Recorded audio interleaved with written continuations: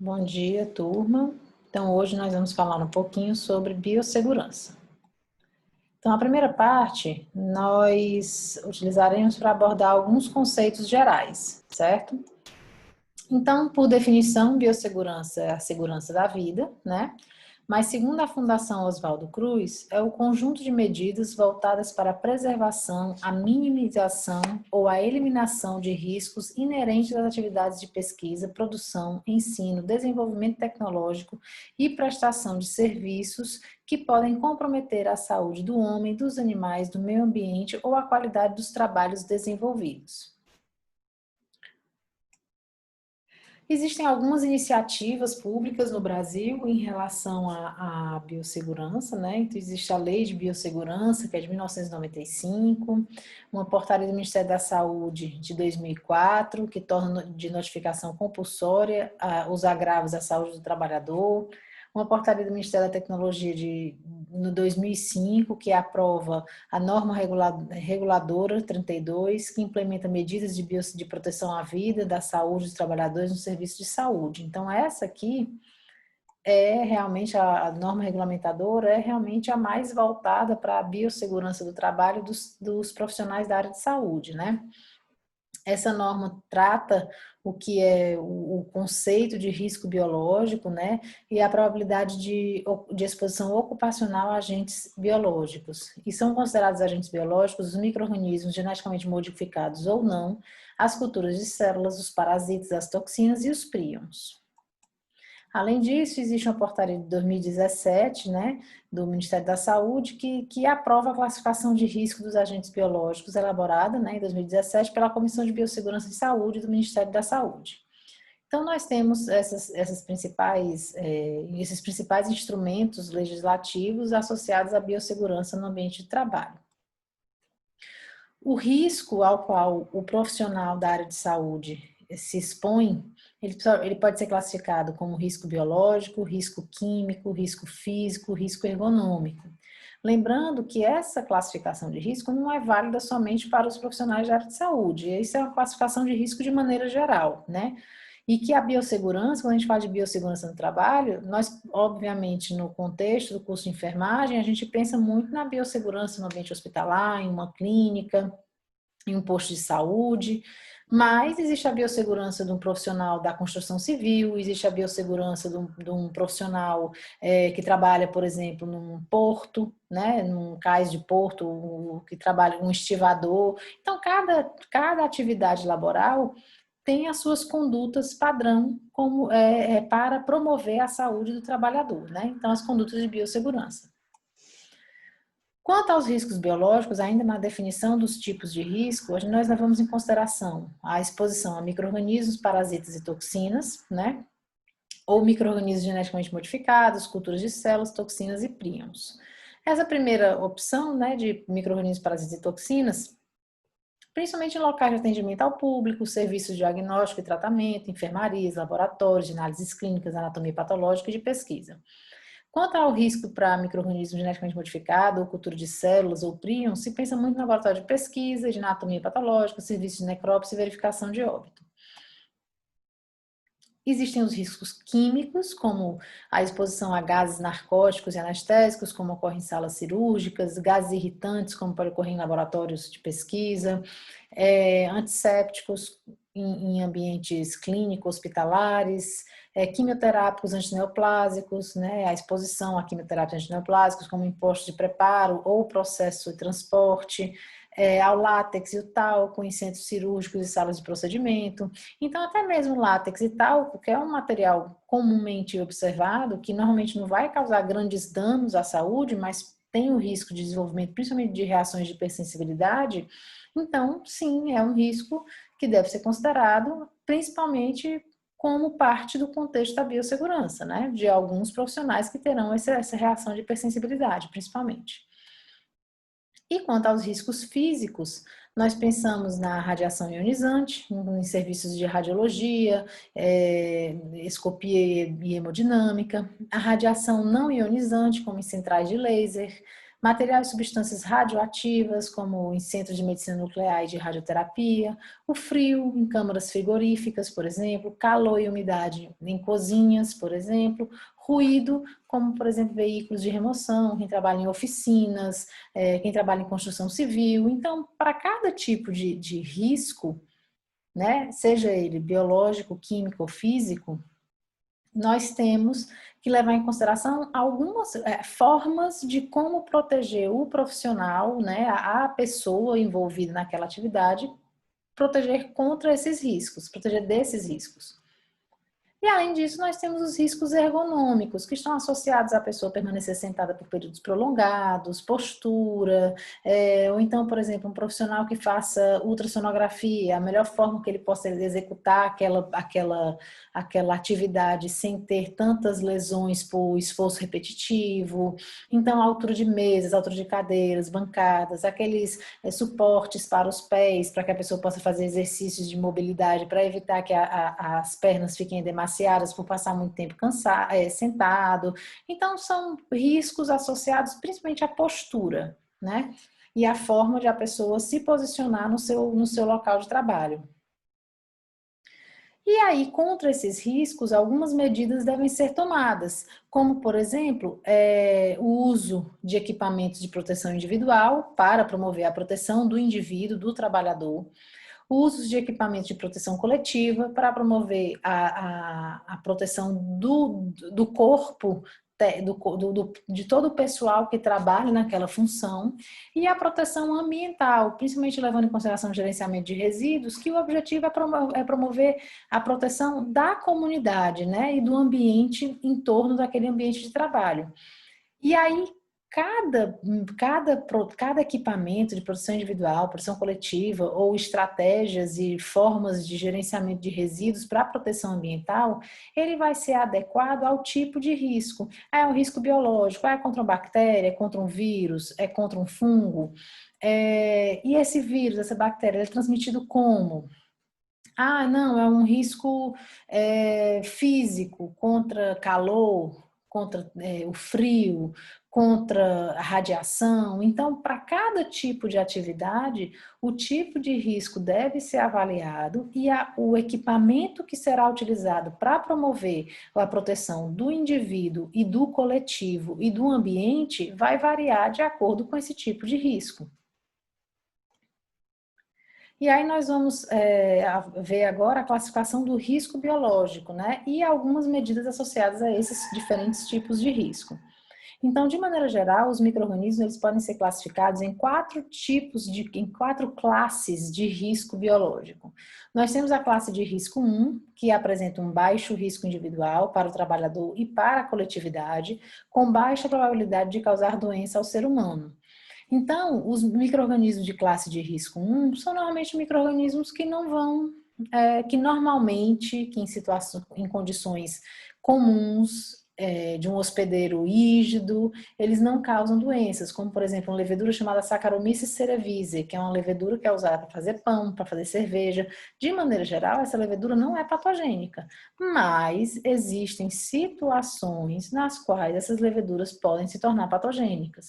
E como, por exemplo, um paciente neutropênico, um paciente com algum tipo de imunocomprometimento, seja adquirido ou congênito, aí esse micro-organismo pode se tornar patogênico, mas vai representar um risco para o coletivo? Não.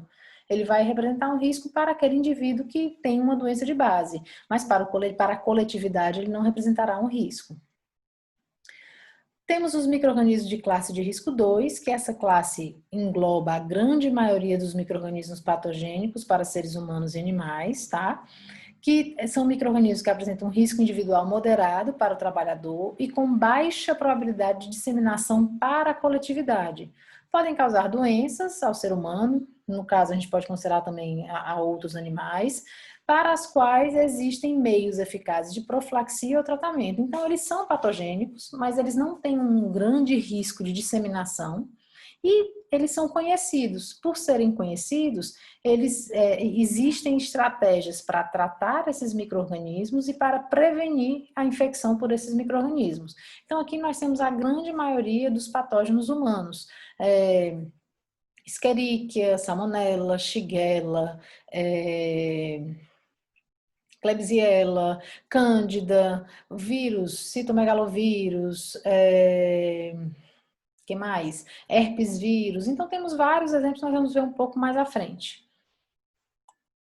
A partir da classe de risco 3, os micro-organismos começam a apresentar um maior risco para o coletivo, tá? Então, o que são os micro-organismos de classe de risco 3? Eles apresentam um risco individual elevado para um trabalhador. Existe a probabilidade de disseminação para a coletividade. Podem causar doenças e infecções graves ao ser humano, para as quais nem sempre existem meios eficazes de profilaxia e tratamento. Esse ponto de nem sempre existir meios eficazes é que faz com que esses micro-organismos devam ser tratados e manipulados com maior cautela. Ainda que pode-se levar em consideração a possibilidade de transmissão por via aérea, né, por aerossóis, que aí ele se torna ainda mais fácil de ser disseminado. Então, no contexto atual da pandemia, o SARS-CoV-2, né, o coronavírus causador de SARS do tipo 2, que é o atual, é um vírus que ele se classifica na classe de risco 3. Os outros coronavírus humanos, eles não, tirando o SARS e MERS, né, os coronavírus, de maneira geral, associados à síndrome respiratória aguda, grave, né, eles se classificam como de classe de risco 3. Mas outros coronavírus que causam doenças respiratórias mais brandas, eles são de classe de risco 2. Alguns fungos aqui que existem aqui no Ceará, como histoplasma e coccidioides, que são fungos que têm uma certa facilidade de disseminação ambiental, são classificados como classe de risco 3. A bactéria Burkholderia pseudomallei, que nós falamos sobre ela na aula passada, de patógenos emergentes e reemergentes, também se classifica como classe de risco 3. Mycobacterium tuberculosis, né, a micobactéria causadora de tuberculose, também se classifica como classe de risco 3. Então, são micro-organismos. Mas micobactéria, existe uma forma de prevenção, existe tratamento. Verdade, mas ela tem uma facilidade de disseminar, tem uma facilidade, o tratamento ele é muito prolongado, né? Então, ele é um tratamento de 6 meses, 9 meses. Ela tem uma facilidade de disseminar e se dissemina por aerossol, né? Então, a cultura só pode ser manipulada em laboratórios especiais que estão preparados para receber micro-organismos de classe de risco 3, que são laboratórios denominados de laboratórios de nível de biossegurança 3. Então, são laboratórios NB3. Os de classe de risco 2 são laboratórios NB2 e os de classe de risco 1 são laboratórios NB1, são laboratórios de nível de biossegurança 1. E aí, por último, existe a classe que representa o maior risco para o indivíduo e o coletivo, são os micro-organismos da classe de risco 4, né? Então, apresentam um alto risco individual para o trabalhador, com alta probabilidade de disseminação para a coletividade. Apresenta grande poder de transmissibilidade de um indivíduo ao outro, podem causar doenças graves ao ser humano para as quais não existem meios eficazes de profilaxia ou tratamento. Aqui podem até existir, mas no caso da classe de risco 4, não existem meios eficazes de profilaxia ou tratamento.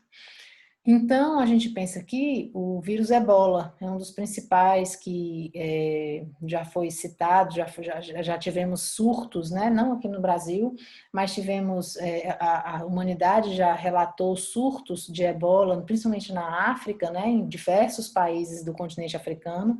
Então, o vírus Ebola, sim, para ser manipulado, ele só pode ser manipulado em laboratórios de nível de biossegurança 4. NB4. E aqui nós temos, né, o nível de biossegurança dos laboratórios NB1, NB2, NB3, NB4 e os agentes que podem ser manipulados nesses diferentes laboratórios, as práticas que são realizadas nesses diferentes laboratórios, equipamentos de biossegurança e as características de instalação. Então, eu não vou falar pontuar um a um, mas o importante é que se nós temos um laboratório NB4, em um laboratório NB4 eu posso manipular micro-organismos NB3, NB2 e NB1. Mas jamais eu poderia manipular um micro-organismo NB4 ou um micro-organismo de classe de risco 4 ou 3 em um laboratório NB2 ou NB1. Então, vocês vão receber os slides, vocês podem olhar com calma os diferentes pontos, né? Vocês vão ver que muda o tipo de cabine de biossegurança, a paramentação do pesquisador, do profissional de saúde, vão ser EPIs descartáveis ou não, EPIs que causam ou não uma pressão negativa, uma pressão positiva, desculpa, para impedir que o ar do ambiente entre em contato com o corpo do pesquisador, do profissional. Então, existem alguns pontos que depois vocês podem olhar com calma. E aí, nós temos, em relação a esses micro-organismos, algumas medidas de biossegurança que devem ser levadas em consideração. O primeiro ponto que a gente tem que levar em consideração para saber qual medida de biossegurança é adequada para o micro-organismo é conhecer os mecanismos de transmissão dos micro-organismos de maneira geral. Então, se eu trabalho com um micro-organismo que ele é transmitido pelo ar, eu preciso fazer uma proteção respiratória, obrigatoriamente. Se eu trabalho com micro-organismo que ele só é transmitido por contato, eu tenho que fazer uma barreira física ao entrar em contato com aquele paciente. Se eu trabalho com micro-organismo que ele é transmitido por ar, com contato com mucosas, se pode utilizar um outro tipo de barreira, como por exemplo proteção ocular, para o face shield, né, que é aquele escudo que está sendo utilizado muito hoje em dia, para poder evitar o contato das gotículas, da saliva, dos aerossóis, enfim, com diferentes mucosas. Então, o mecanismo de transmissão, ele tem que ser conhecido para que aquela doença possa ser evitada, possa ser prevenida e que a gente possa escolher os EPIs adequados para aquele tipo, para manipular, para entrar em contato com aqueles pacientes. Então, existem alguns, para a gente conhecer o mecanismo de transmissão, existem 3 elementos básicos, que é conhecer a fonte, né, da onde o micro-organismo vem. Existe um animal que é uma fonte primária, ou é a água que é a fonte primária, da onde vem o micro-organismo, né, para a gente poder prevenir o contato. O mecanismo de transmissão, como nós já falamos, e quem são os hospedeiros suscetíveis. Então, se eu trabalho com um micro-organismo de origem animal, que o ser humano não é suscetível àquele micro-organismo, eu vou ter que ter cuidados mais básicos. Mas eu não preciso me preocupar tanto do que se eu estivesse trabalhando com um patógeno humano clássico ou com um patógeno zoonótico, né, que tem essa capacidade de acometer animais e seres humanos. E lembrando que, como nós não conhecemos no caso, principalmente numa lida, no dia a dia, né, no atendimento de um paciente, num posto de saúde, no hospital, em qualquer ambiente de atenção à saúde, como nós não conhecemos qual é o status de saúde do indivíduo, não posso chegar e dizer assim, por favor, o que é que você tem? Você tem tal coisa, então eu vou colocar, para entrar em contato com você, eu vou colocar máscara, luva e face shield. Não, mas ali ele não tem a doença X, então eu só vou colocar máscara, não vou colocar luva, e assim vai. Então, as medidas de biossegurança, como nós não olhamos para um paciente dizendo, a gente não pode olhar para o paciente e dizer, olha, ele tem tal doença, eu preciso me proteger contra essa doença, as medidas de proteção, elas devem ser padronizadas para todos os hospedeiros, para todos os pacientes que entrarão em contato com aqueles profissionais naquele momento. E adaptadas ao modo de transmissão. Eu tenho um grande trabalho no ambulatório que atende pacientes com tuberculose. Então, eu tenho que usar uma máscara que ela seja, eu tenho que trabalhar no ambiente arejado, eu tenho que evitar aglomerações e eu tenho que trabalhar com uma máscara que seja eficaz para me proteger contra o Mycobacterium tuberculosis. Mas agora eu trabalho só no ambulatório de dermatologia. Atendo diversos pacientes com hanseníase ou doenças fúngicas, então a abordagem mais dermatológica. Então, eu posso, assim, eu vou usar máscara, mas eu vou precisar me preocupar principalmente com luvas e jaleco, uma roupa mais adequada para evitar o contato com, por exemplo, no caso de uma lesão fúngica, né, entrar em contato com aquela lesão. Então, você deve adaptar o modo de transmissão, mas, de maneira geral, os procedimentos eles serão padronizados dentro de um ambiente de saúde, de cuidar da saúde. Então, ainda, né, só dando alguns exemplos, as vias de transmissão e o risco biológico de alguns agentes. Então, micro-organismos de transmissão sanguínea. O vírus da AIDS, que também é NB3, é um micro-organismo de risco biológico 3. O vírus da hepatite C e vírus da hepatite B e hepatite C, que apresentam um risco biológico 2. O citomegalovírus, que apresenta um risco biológico 2. Transmissão orofecal, aquelas micro-organismos veiculados por água e alimentos contaminados. Salmonella, risco 2. O vírus da hepatite A, risco 2. Shigella, risco 2. Cryptosporidium, que é um protozoário, risco 2. Helicobacter, né, espécies de Helicobacter, que é uma bactéria, risco 2. Se forem em relação aos micro-organismos transmitidos pelas vias aéreas, né? Se forem micro-organismos que são transmitidos por gotículas, né? Que gotículas são partículas oriundas do nossa fala e respiração e tosse, que apresentam maior do que 5 milímetros, né? Eles são gerados pelo tosse, espirro, conversação, durante procedimentos, broncoscopia, inalação. E aí, como são partículas maiores, elas não têm uma grande capacidade de disseminação. Então, deve-se manter uma distância de pelo menos 1 metro da fonte geradora daquelas gotículas. Como, por exemplo, o vírus da rubéola, risco 2, Bordetella pertussis, que é uma bactéria que causa coqueluche, risco 2, Neisseria meningitidis, que é uma bactéria que causa meningite, também risco 2, e o vírus da cachumba, que causa cachumba, também risco 2.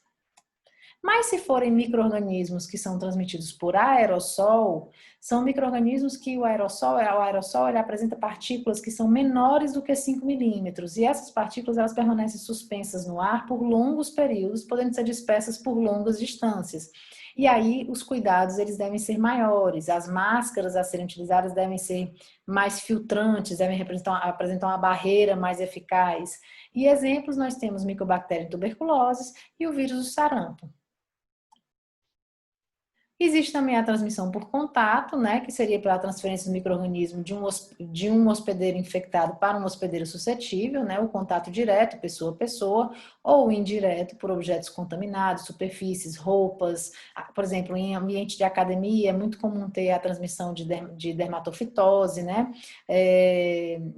que pode ser uma doença infecto-contagiosa pelo contato direto com a pele. Então, nós temos aqui dermatófitos, que causa tinea corporis, o vírus HPV, né, o papilomavírus humano, o herpes vírus, são exemplos de micro-organismos transmitidos pelo contato.